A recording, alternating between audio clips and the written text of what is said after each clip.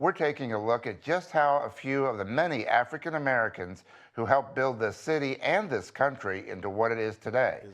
Just last week, we caught up with a Frederick Douglass historical interpreter who taught us a few interesting things about the Dismal Swamp Canal. There was a particular black man who paid considerably in digging this canal. And as a matter of fact, he staked his freedom on it and made a wage with his master that if he dug a certain amount of the canal that he would get his freedom. And 3 times over, he was tricked and was not free, but eventually he kept digging. He kept digging until he got his freedom. And so that just gives you an example of the determination of the people in this great city of Chesapeake and all that they contributed to make our country great today.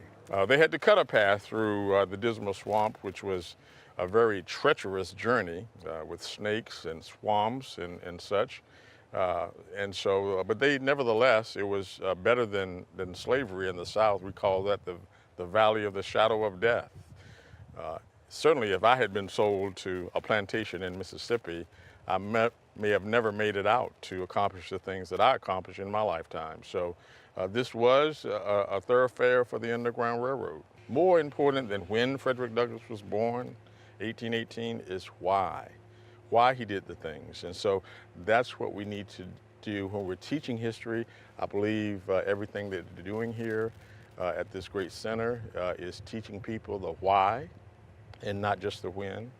And it is important for us to know these things because, as Frederick Douglass would say, he was a great admirer of Mark Twain, who had this wonderful quote, "History may not repeat itself, but it often rhymes."